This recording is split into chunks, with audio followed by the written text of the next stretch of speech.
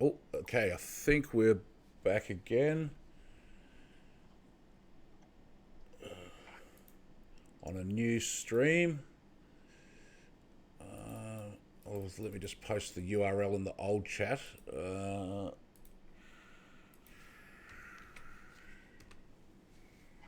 Okay, so now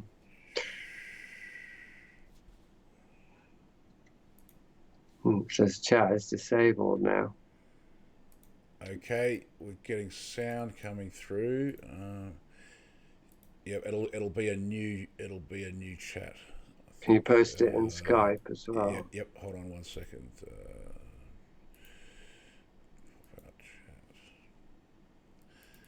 Thanks everybody. Just some technical difficulties here. We're trying to sort it out.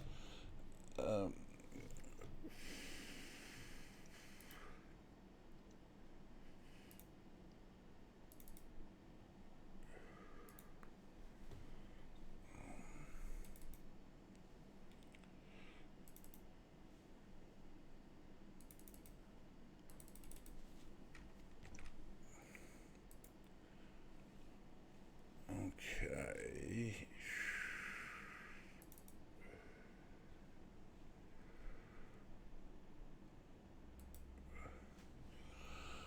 Okay.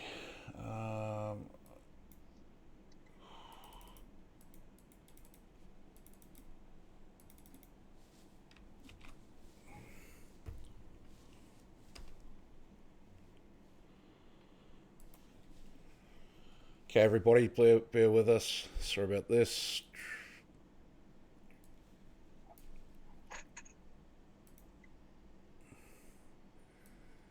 Okay. All right, we could see the chat. We could see the video. I could probably move that chat over there. Can you send me the link in the Skype? Yep. Just 1 second.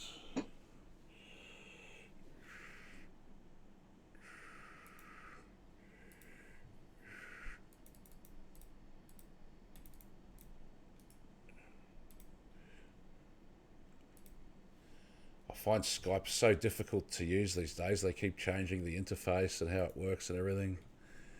Here we go, chat. Give that a try. Got it. Yeah. Okay. So looks like we're back. We got a new stream. We're both back. Everybody sees us. So sorry about that. We'd been talking about Jack the Ripper and the Yorkshire Ripper, and you're saying how, as researchers, we've got to be careful that we can come up with these hypotheses and working theory that seems to explain everything, but there's also the danger of confirmation bias, that we want it to be the truth because it's our theory, but quite often we don't have all the information, and the actual truth incorporates all the information. Yeah, well, I don't know what point I got cut off. It was Yeah. interesting timing because I was going into much more personal stuff, and I do think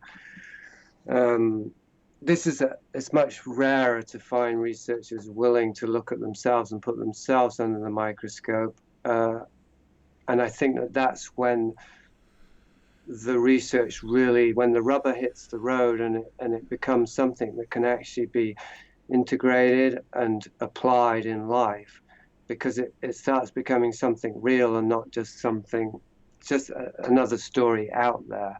And so anyway, that's just a sort of intro for what I was starting to talk about when we got cut off, which is how one of the first tip-offs in my life, many years after I'd been researching all of this stuff on an out there level, but one of the first tip-offs that I had been infiltrated and recruited myself into this kind of superculture was this predilection I had as an adolescent for very dark sexual imagery of violence against women. Now, that was something that I didn't understand at the time, and I got over it, or I consciously just stopped doing it, stopped watching that material, because I felt it was harmful, or at least immoral.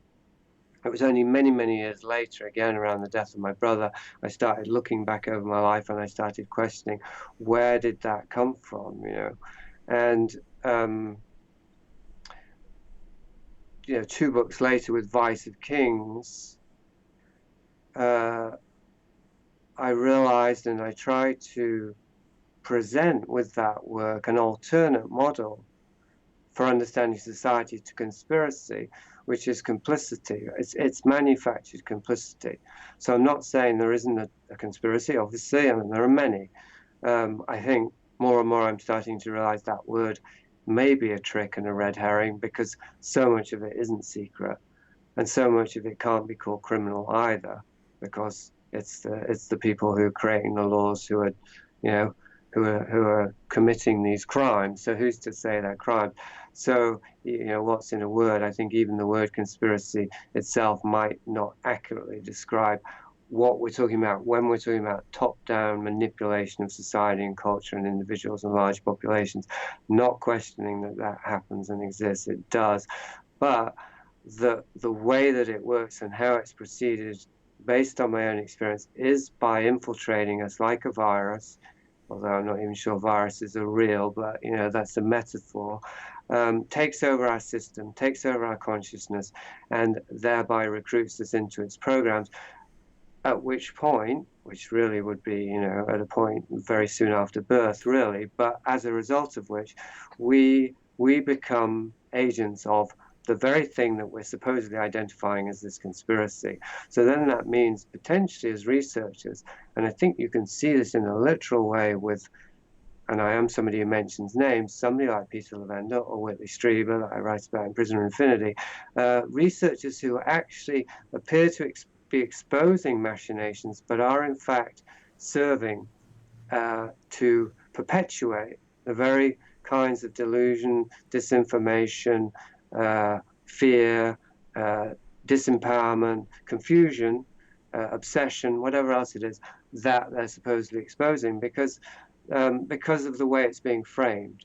It's not necessarily helping any of us as individuals understand ourselves better in the context of this scientifically engineered state that we've been born into, like in the Matrix. I mean, you know, we're from the moment we're born, we're stamped and we're owned, to the moment of death. Our bodies are actually possessed by the state, by the scientific state, and our psyches are colonized. So that means that our instruments are very compromised when it comes to understanding this material. So my sense increasingly has been always to refer back to my own personal history, my memories such as they are, what I can verify, and specifically to my body. I would say that the real body of evidence about what's going on in our lives and in the world is in our own bodies, because that's where the trauma is. And the real secret that protects itself isn't some out there conspiracy, it's the trauma that's in our own body, because it's an intelligent trauma. It is similar to a computer virus or program that's been installed in us that then runs our hard drive, because it generates imagery, emotions, physiological responses, sensations in our body that determine our behavior. So we become like organic robots. And so how do you undo that? Well, understanding the nature of the world that's configured that trauma definitely is part of it. But I would say that as a mirror, like, to understand that what we're seeing in the world is mirroring something that's been put in us. And the reason to see it isn't to start looking at the world and get stuck on the world and think about changing the world or judging the world, but to turn attention 180 degrees, or to allow the attention to reorientate towards the trauma that's in my own body and release it. And that I think is the only thing that works. And presumably, I mean, over time, for me, that changes the configuration of my own psyche, so that changes how I see what's going on in the world and what's going on historically. So, yeah, Aleister Crowley, Jack the Ripper, Jimmy Savile, yeah, really bad, horrible individuals for sure, but also carriers of a virus, to use that metaphor again, that has infected us all, who were more advanced in the stages of degeneration. So in that sense, they're more useful to study, but also more worthy of our pity. You know, they're more, can't really say more victims exactly, but they're more more destroyed, more contaminated than you or I. And so, I mean, I try to get to this in Vice of Kings, the thing in the gospel about evil must come into the world, but woe unto those through whom it comes. Well, yeah, they are whatever we're going to say. I mean, they condemn themselves through their actions in a certain way, but for the rest of us, there's a lot that can be learned from that. And I would say primarily it's there, but for the grace of God, go you or I. We all have that in us. It's a fascinating perspective, and you know we see mimetic warfare going on in social media on a frequent basis. And this is a meme is like a gene, right? It's the idea that ideas themselves can spread almost biologically. And then going further, like what you're saying about this virus is perhaps a little bit more complex than a meme, but there's a type of thinking that took over Aleister Crowley's mind and possessed him and drove him to do those things. And that type of thinking perhaps was just spontaneously generated and entered in his mind one day, but perhaps was, fed into it. It found its way into his mind from his own upbringing, from his own experiences, from some of the institutions that he went to, such as Cambridge, where it's perhaps more enshrined.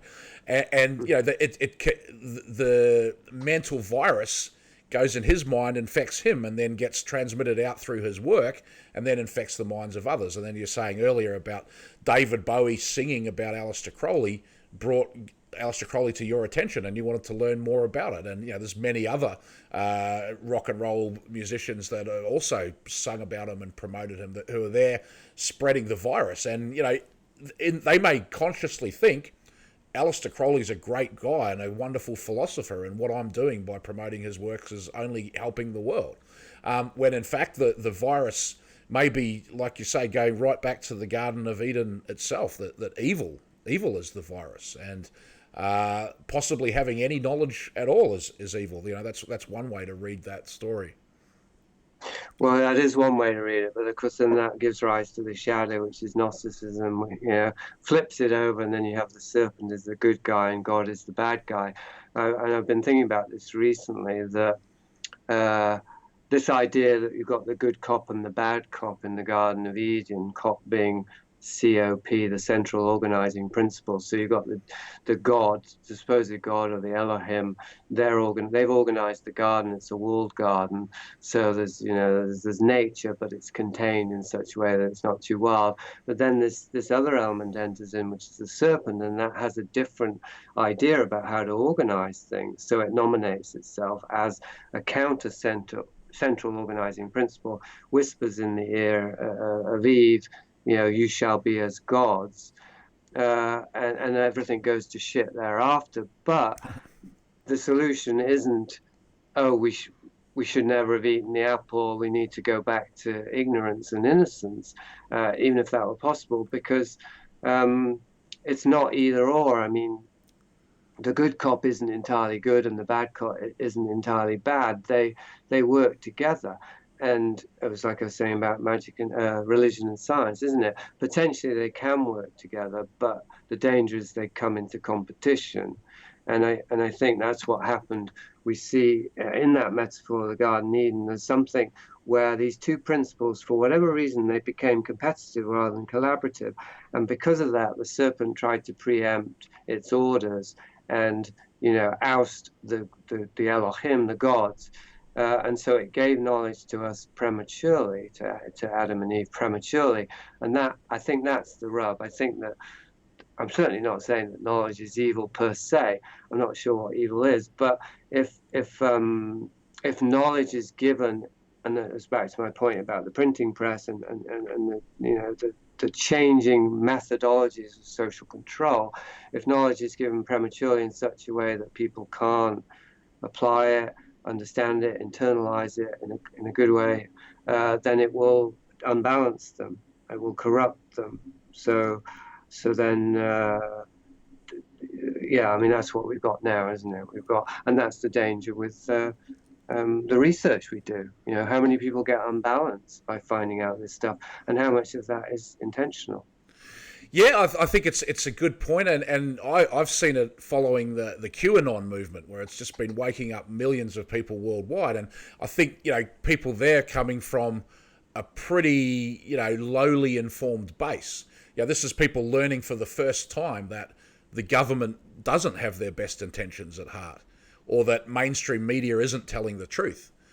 You know, I think to experienced researchers, those things are just, you know, obvious on the face of it, but I think for many people that's been a revelation. And then as they start to question things like, well, if the government doesn't tell the truth, then what does that mean that 9/11 wasn't Osama bin Laden? It was just like a way to go steal a bunch of oil, and all those people died and they lied. Like, wow.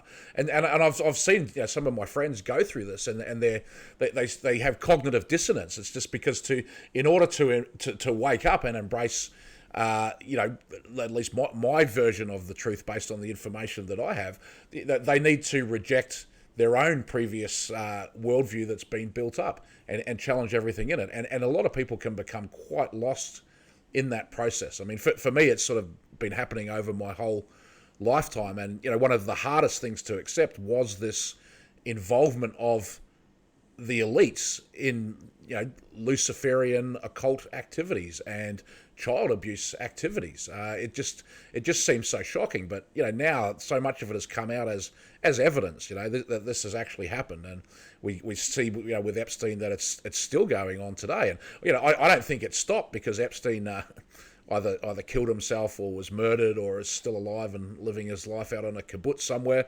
You know, none of his operations, I don't think, have stopped in any way. I think that it's just all moved on to different people. I mean, we saw with the Nexium cult, an extremely Epstein-like operation, also doing the Luciferian stuff. You know, they had a patent on how to determine if someone is a Luciferian. So that's a way for them to do their own grooming and recruitment. Who can be elevated to the higher level of the cult? Well, that's the psychopaths who will do anything without feeling remorse. And, you know, Nexium seems to have been like a massive, on one side, recruitment tool to, you know, filter and identify the useful idiots to rise to the top, and on the other side, a compromise operation. So I want to go back to something that you mentioned before about your brother. You said that he was crucified in the Philippines.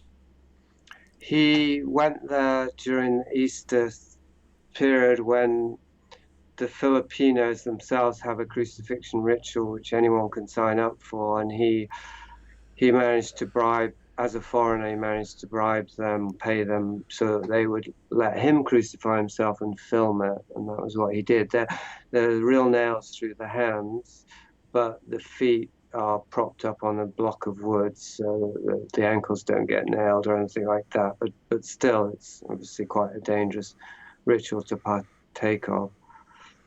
But that wasn't what killed him. That was just part of what he was doing of his life journey. Yeah, I would say that was his attempt to actually save himself, but he was divided in that way, and I think part of him genuinely was looking for a cathartic experience which would help him get free of his addiction or his demons, and so he literally imitated Christ. I mean, in the most dramatic fashion.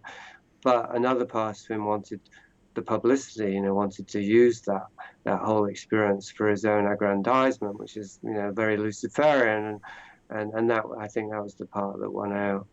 He did get famous through the crucifixion, if anything, I'd say. Did you ever get a sense that you know, he had maybe some of the same thoughts or obsessions with the violent sexual imagery that you had? Yes, for sure, and I would think if he would have, I mean, they probably weren't an exact match because we wouldn't have had exactly the same traumatic experiences.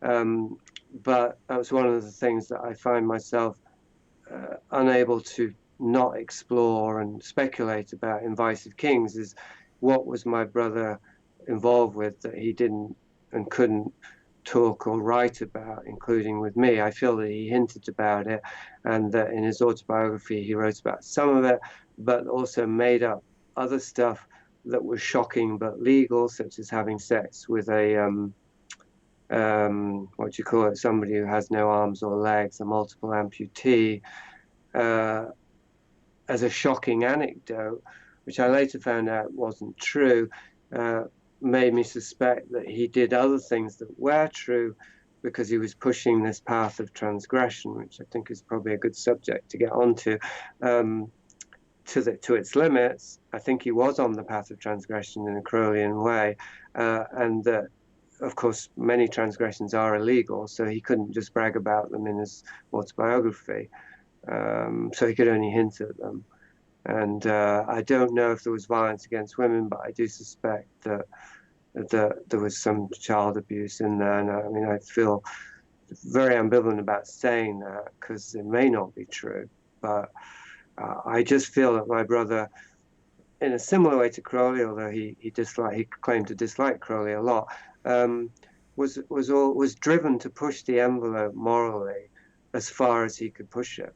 So, why assume any limits at all? That's my logic with Crowley as well. Why do the people who defend him assume that Crowley was such a hollow braggart that he would claim to be the beast and say that his whole life was dedicated to discovering the unforgivable sin and committing it and things of this nature, and then say, oh, he would never do something like that? I mean, what sort of logic is that? No, I think you've hit the nail on the head there. I completely agree with you.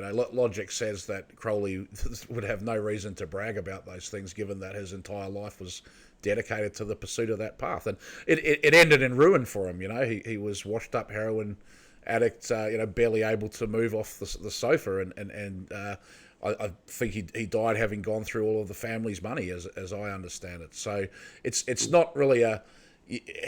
Could you claim a path with a positive outcome? I mean, I guess looking at him as a historical figure, he's been one of the most influential figures of the last 100 or so years, and left an enormous legacy. I wouldn't say it's a positive legacy, but in terms of the social engineering of the system for the elites, he was a key player in it and played a massive role. So, if he was able to see what the world has become now, in his name, he probably would be very proud of it. But you think he would be?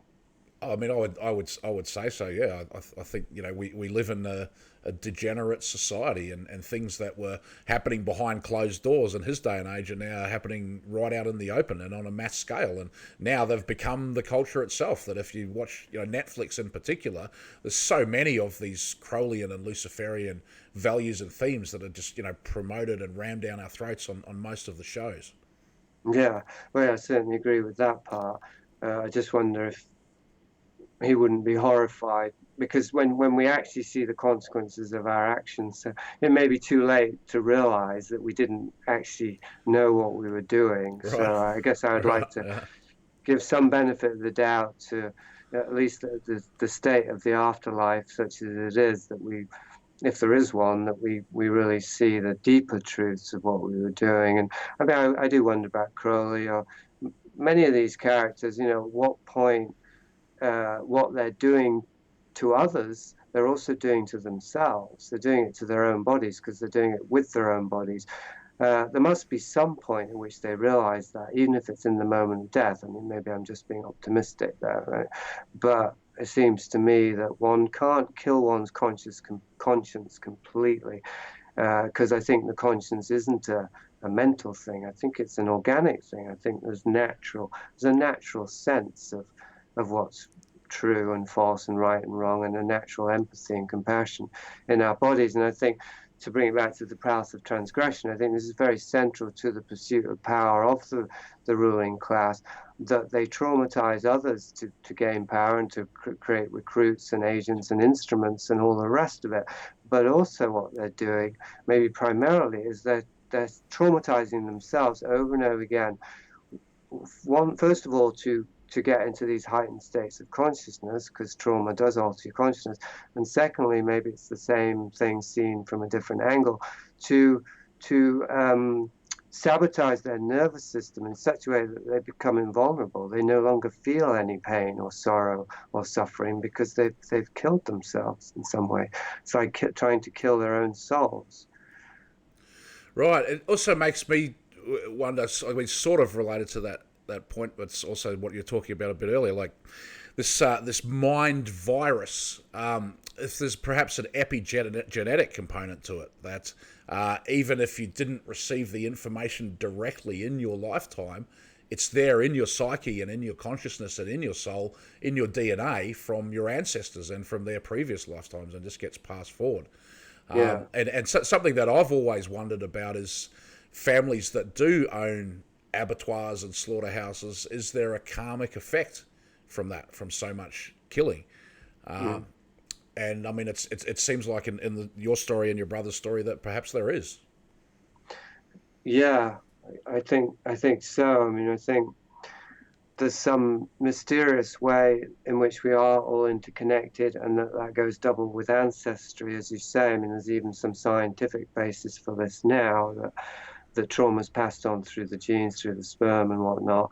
And so, but I do think that probably extends to the whole human organism, really. There is a human organism, just as trees are all interconnected by their roots. Humans seem to be, in my impression anyway, we seem to be interconnected by some more mysterious thing, but there's a resonance between us. Whatever one human does affects all other humans. Yeah, I mean, karma may just be a fancy word for something. Well, actually, it does just mean cause and effect, doesn't it? Yeah. It may be that we have a very misconstrued idea of what reality is in terms of the individual. We may have actually had a trauma-generated illusion about existing as individuals at all. And again, this is very much the instrumentality or the methodology of the ruling class, is they want to individuate through trauma, through abuse, through destroying everything in themselves that connects them to the collective. A false kind of individuation that depends on abusing others and having power over others. It's very Luciferian, isn't it? It's wanting to reign in hell rather than serve in heaven. That's the metaphor.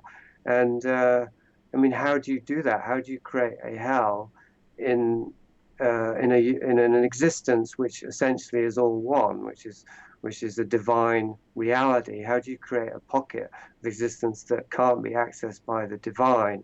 It's kind of impossible, isn't it? But the closest you'd get somehow would be to create some quarantine realm in which you were just constantly transgressing, you were constantly doing things that defied the deity and that blasphemed the deity, which I would say fundamentally, I mean, this is Christian, you know, the image of the deity is Christ, is the human body.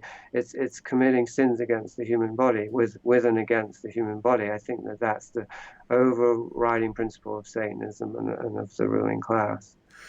Interesting. And, you know, we sort of come from this society of Judeo-Christian values, it's the idea that thou shalt not transgress, right? That we're supposed to live these clean, pure, simple, holistic lives like a monk, with no transgressions whatsoever.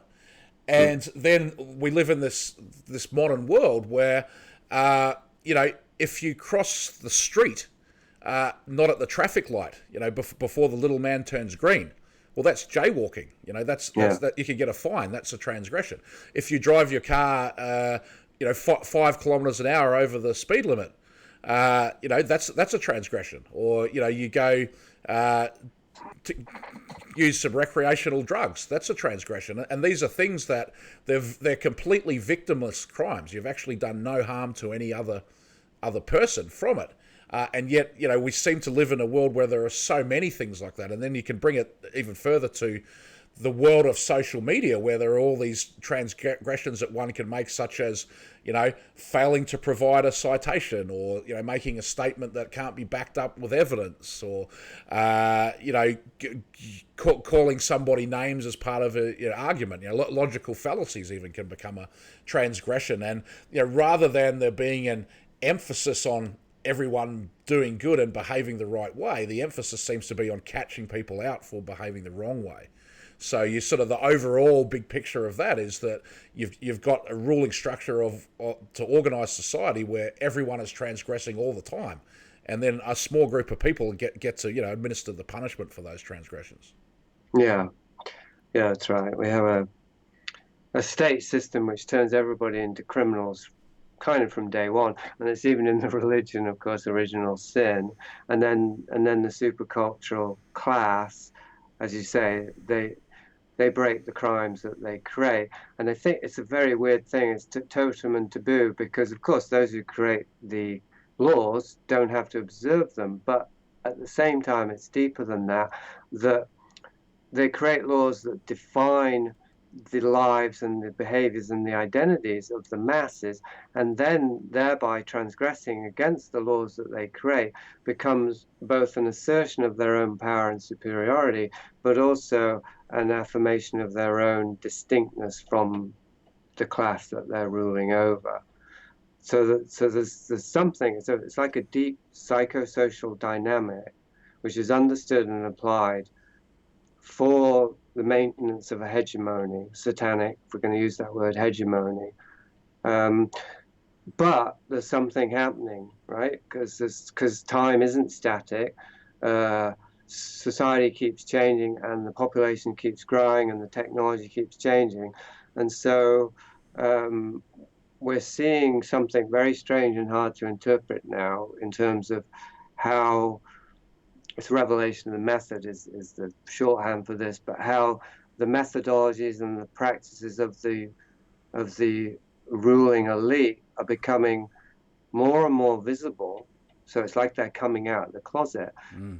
But the way they're able to is because they've infiltrated we the people with their behaviors and their values. Like we've intuited that the way to level up is to break the laws that we're told we must not break, because that's what our rulers are doing.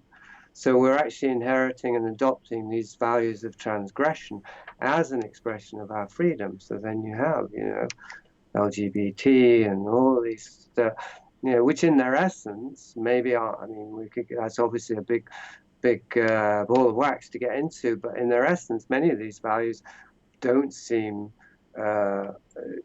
overly suspect, as in giving people having the freedom to choose their own lifestyles, but very quickly they become something else. They become a celebration of decadence. Right. So, I agree with your point that the Satanists just seem to be coming out into the open and becoming much more blatant about what they're doing, being spearheaded by Hollywood. Do you see this as perhaps a good thing, in the sense that since they're exposed, people will want to reject that? Or is it a bad thing because it's saying, well, there's no hope for us because they can do this blatantly in the open and we're powerless to do anything about it? Well, if I had to choose as a betting man, I'm not a betting man. If I were a betting man and I had to choose, I would definitely go with the latter option. I don't feel optimistic about it at all. And I don't feel optimistic about the state or the fate of humanity. It seems to me that we have collectively, and this is very painful to consider, because we may, as individuals, we may have no choice but to go along with the collective choice momentum. Collectively, we seem to be accepting the mark of the beast. We seem to be embracing the microchip to the brain uplink to the cloud that Ray Kurzweil has threatened for so many years, and really buying into the idea that despite all of these proliferating problems that are constantly triggering us into hysterical behaviors, somehow technology will save us, which is like believing that 2 + 2 = 5. It makes no sense whatsoever. It's like you were saying earlier, to distrust the rich people, but trust your government, as if there was any difference. It's just, people are not thinking in any way that's cogent, and therefore, of course, they're not behaving. So no, my sense is that the coming out of of our overlords, human or otherwise, I don't really know, indicates that most human beings have been so thoroughly colonized that they present no threat to the overlords anymore. So I don't know what that means. I mean, it seems like a terrifying moment in history. Well, from my own experience of living in Silicon Valley and being involved with the tech industry and also Burning Man, you know, I can say with confidence that the people who are working for big tech and are building these systems in Google and Facebook and places like that, you know, strictly religious Christians are in the absolute minority, and they would be socially marginalised within those organisations. You know, the majority of people are living a satanic doctrine and ideology, whether they acknowledge that or not. You know, many of them will just say, "Oh, we're atheists." But you know, the Satanists themselves, like the Levian Satanists, you know, they're laughing at the idea of Satan. You know, they're like, we might as well just create this, you know, figure to worship that lets us indulge in our decadence and carnal pleasures, because the Christians that you know invented a figure to worship that restricts their behaviour. But you know, whether you believe that figure is real or not doesn't matter. Versus the Luciferians, who you know do worship evil as a deity and possibly an incarnate deity. But yeah, that's the biggest concern for me, is that all these people, they're going to Burning Man and you know they're burning a massive effigy inside a pentagram, you know, one of the world's biggest public black magic occult rituals, and then the next day they go into their desk at Google and they're building the systems that, you know, spy on us and that program our news feeds and that socially engineer us. And I can't sort of see a thing where the next generation of young programmers coming through, they're all suddenly going to be Christians and they're going to reverse engineer these AIs or train them in a different direction. I think these things are being programmed from the beginning from the Satanists. Now, the one hope that I do have, and I've discussed this before, is that if artificial intelligences start to process all of the world's knowledge, you know, perhaps they end up being good. And perhaps they end up, you know, understanding karma and you know, learning the consequences of their actions. And if they, you know, create more and more positive experiences for humanity, then the world in itself will become more positive. You know, that's probably a naive hope, but it's sort of like the only hope at this point for me, anyway. Well, my hope is rather less optimistic, insofar as my best hope at this point is for some sort of massive collapse or peak oil or something where just the system cannot sustain itself, and it'll be obviously a very difficult and very traumatic period for all of us, but at least this trajectory we're on would come crashing to a halt, and whatever, you know, we'd have to pick up the pieces from there, sort of a world made by hand, as James Howard Kunstler writes about it. We just have to return to some very basic kind of living conditions.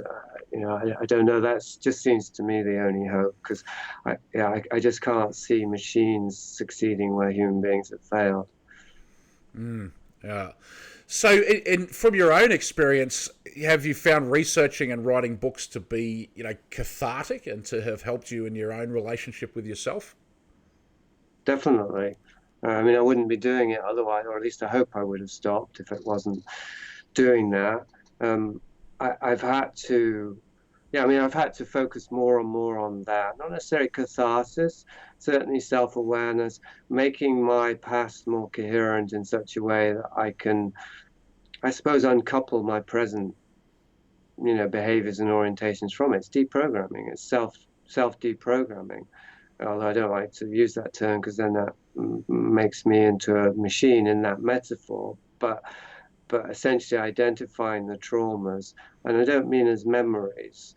As I say, I mean real traumas are affect in the body, so they're sensations in the body that just keep playing endlessly, you know, for years and decades after the initial event, because we can't become conscious of them, we can't release them. So it's just constant anxiety or whatever else it might be, anger, that's coming from a threshold below the level of consciousness.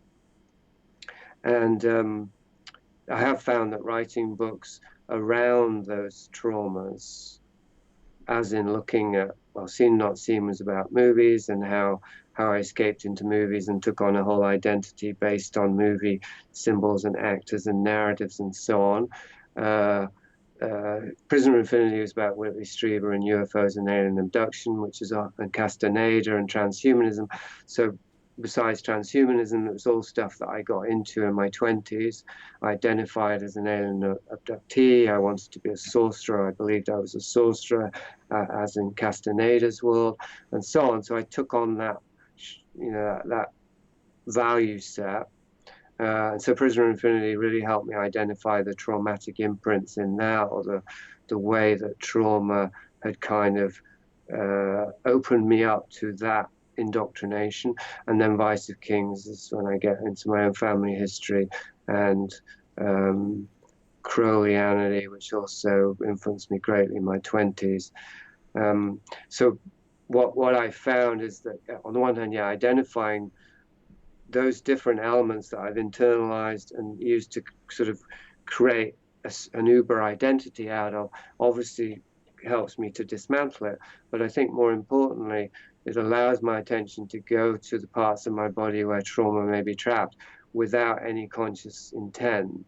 As in, just by thinking and writing and focusing a lot on that subject matter, things in my body start stirring up, things start waking up.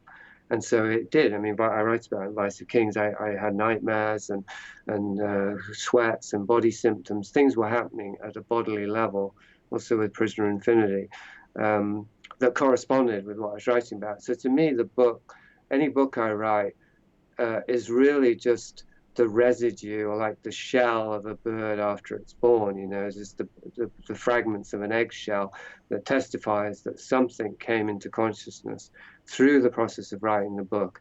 You, the reader, get the eggshells.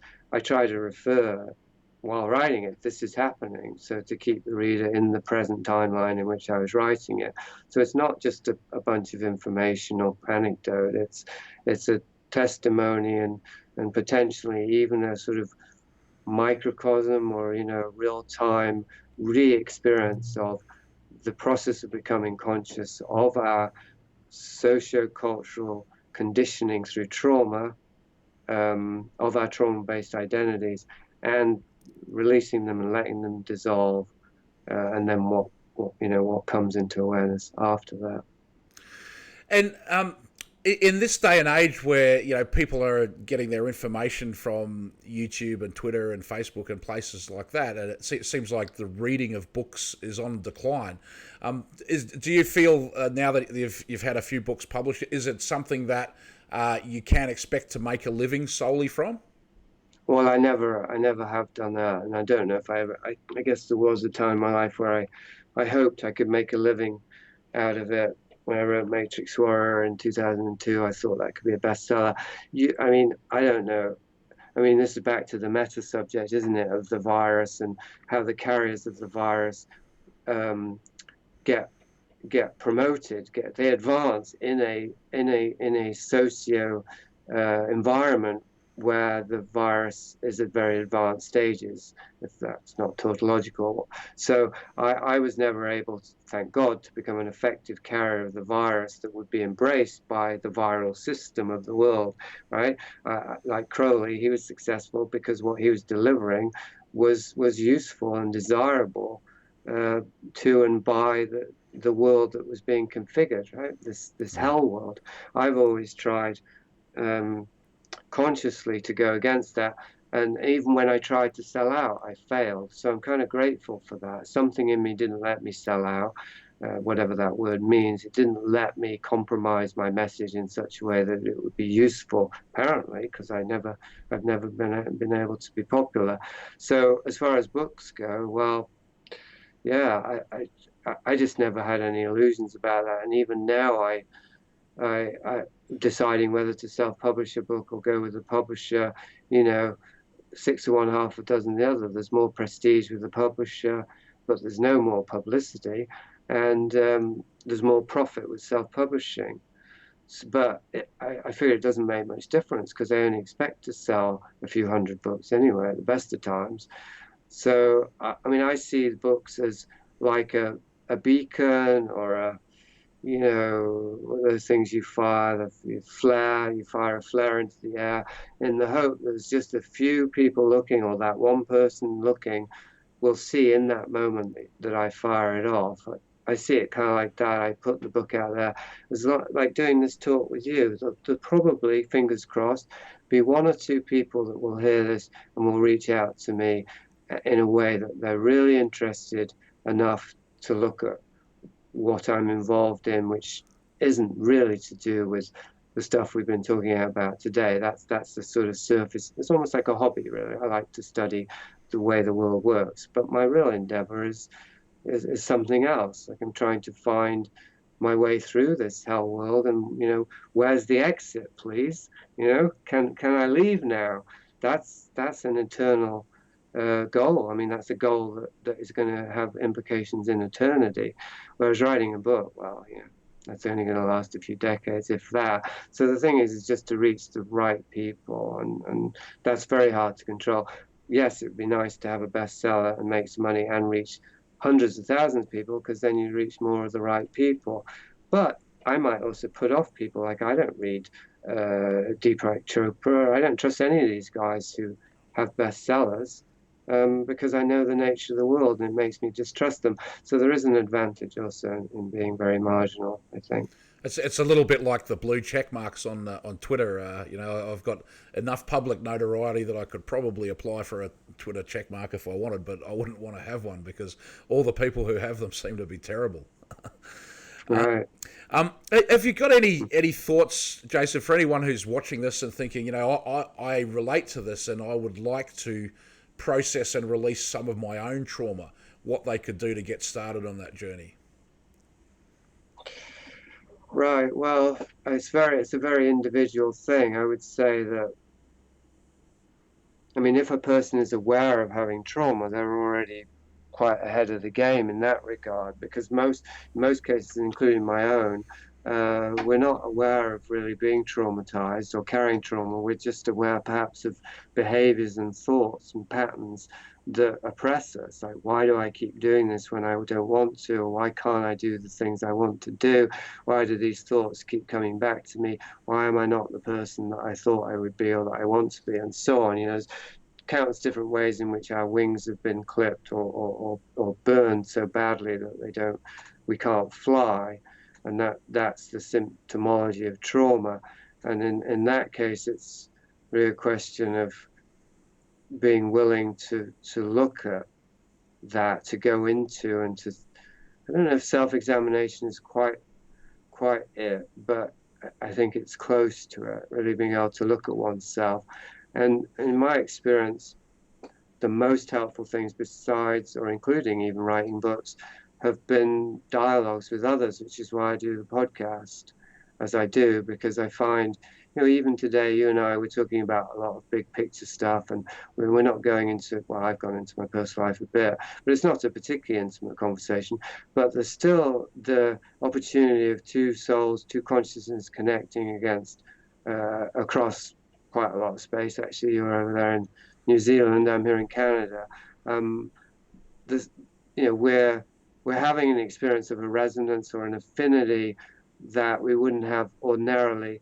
And I think the act of articulating things can really bring things into consciousness. So I would say that psychotherapy is probably an over-literalized or an over-formalized version of something we can all seek and find, which is kindred souls to share our experience with and to explore together.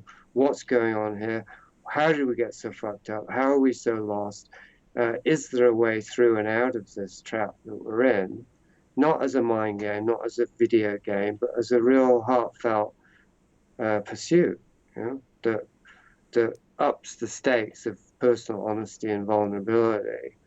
Because without that, without willingness to be really seen and exposed and honest and vulnerable, we can't even take the first step. So yeah, I mean, I think there's courage. Courage comes from recognizing, how many obstacles are in our way, and how compromised we've been. If we're able to start seeing that, then I think potentially we find a lot more courage to be honest in that, and we can connect with people in much deeper and more meaningful ways.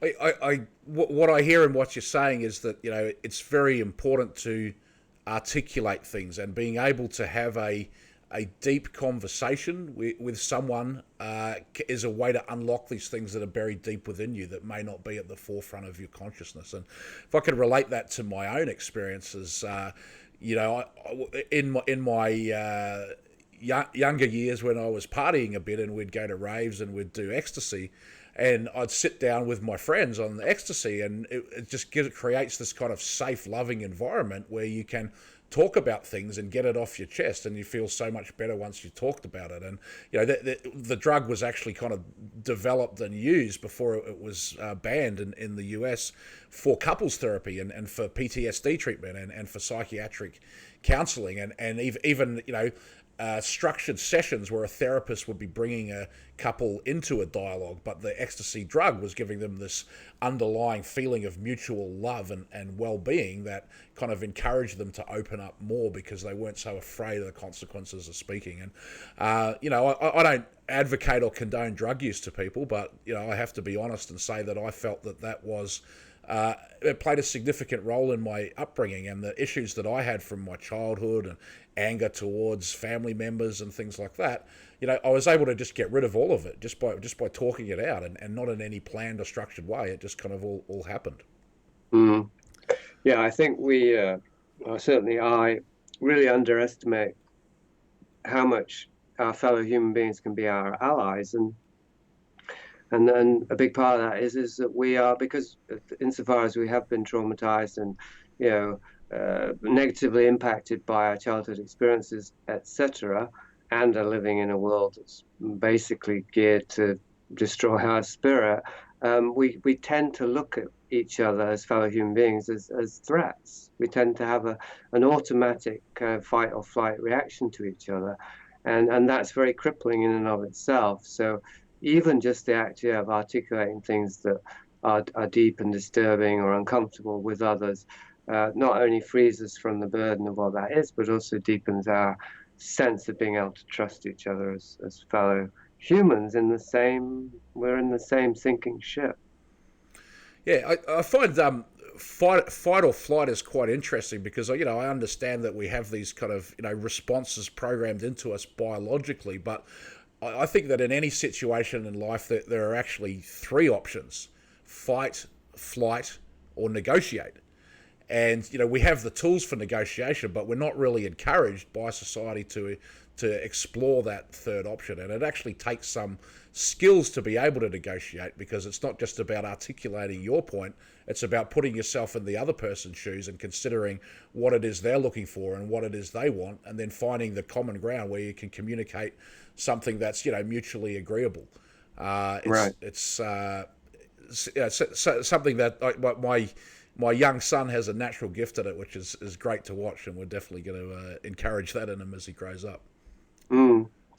Yeah, I think it's very true. I run a thrift store here in Hope, BC, where I live, and I don't work there every day because I probably couldn't be able to handle it. But so it's constantly dealing with people, including very difficult people, or somewhat difficult, homeless, drug users, and so on. And so it is a constant negotiation. I mean, if I'm behind the counter there, I can't fight or run away. Right. It's always a negotiation, yeah. Right? But I think it's a great training ground, actually, because, as you say, we're always in that to some degree or another. There's always some sort of negotiation, and we're always negotiating, I think, what's the right distance now. You know, are they too close? Are they too far away? And in every relationship, in every interaction, we're trying to find the right distance. You know, is this too much eye contact? Is this not enough? Is this too much personal information? Is it not enough? Because everyone has their own particular threshold, really, of how much human contact or how deep a connection they need, and we have to modulate our own to fit that. And it's very tricky. It's very tricky. We're not like the birds and the bees anymore, if we ever were. From your I guess lifetime of experience now in studying the occult and thinking about it, What would you say to people about that? Would you say whatever you do, don't read a Crowley book, or read it all but keep your distance? Or is there any other authors that you think are worth studying? Well, I I don't know how much advice. I mean, again, it would have to be case specific. Uh, I know in my case, there's a danger that I've doubled down a bit too much because I got so deep into it. And so when you pull out of something, like if you're an alcoholic and you finally get clear of it, you say alcohol's bad, and it's true, it's bad for you. You can't even take a little tipple, right? Because you'll come right off the wagon. Well, that's how I see occultism, that's how it was for me. I see that it's the thin end of the way. When I see an occult this or that, I see the top of a very slippery slope. If you take one step on that slope, you're probably going to go all right. I know that isn't necessarily true, because lots of people can try things out and so on. So it isn't about that. It isn't about don't read these books and stay away from this stuff. That wouldn't work anyway, would it? It's a reverse psychology that Yeah. attracts people more. It's more about, well, I suppose just sharing my perspective, which is it doesn't work. Sorry, it could be, the flaw could be in me. I'm open to that. Same with psychedelics. I mean, if I'd only done psychedelics once or twice in my life, I'm pretty sure I wouldn't be telling people they don't work. I'd say, well, they were an amazing experience, but I knew enough not to do them again. But that's a kind of impossible hypothesis, because I didn't. To me, they worked so well that I did them again and again. And only, years later, or only by the end of that, did I realize, oh my God, this isn't working. So same with occultism. So they say a little bit of knowledge is a dangerous thing, and one of the reasons it's dangerous is because it leads to harder stuff, right? So do people know when to stop pursuing a particular path? I would say that the path of knowledge inevitably leads to the path of transgression if you stay on it long enough. That's what I would say. But it doesn't mean maybe you will know when to get off it at a certain point. Say, okay, I know enough now. I don't have to start trying these things out by transgressing against the principles of nature, to try and access higher dimensions. I think the problem there is what I wrote about most in Prisoner Infinity is that that really is counterproductive. That's what is called storming heaven in the gospel, that you can become aware of higher dimensions through psychedelics or occultism, but if you want to access them, surrender is the only way. It's not through will. And do you have another book now that you're working on, or a concept, or do you just wait for inspiration? How does that all come about?